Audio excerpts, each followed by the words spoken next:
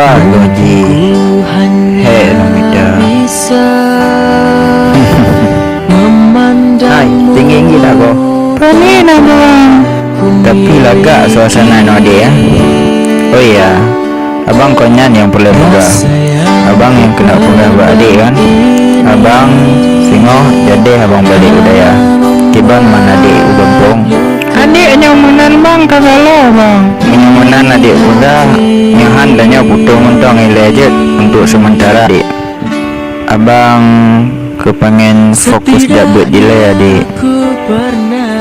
Apalagi pacarannya gepaharum dalam agama katanya. Dia lah bang menyamunan abang pegang.